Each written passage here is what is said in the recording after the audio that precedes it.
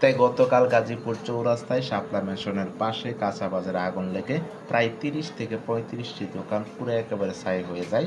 তাই দেখতে পাচ্ছেন ওই যে লাল বিল্ডিংটা, এটাই কিন্তু শাপলা ম্যানশন। এর পাশেই কিন্তু কাঁচা বাজার ছিল।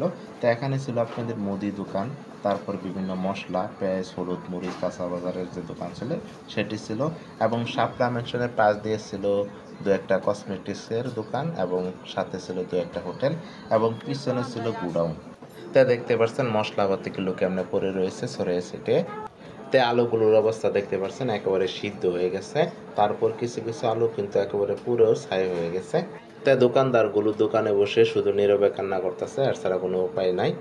তারপর দেখতে পাচ্ছেন এগুলো হলুদ মরিচ, তা দেখতে পাচ্ছেন একেবারে পুরে কিন্তু ছাই হয়ে গেছে। তা আজকে কিন্তু এখানে পরিষ্কারের কাজ চলতেছে, তা আমি আসলাম দেখতে। তো এখানে দেখতে পাচ্ছেন এই যে স্পিড বা পানির বোতলগুলো পুরে কিন্তু শেষ হয়ে গেছে।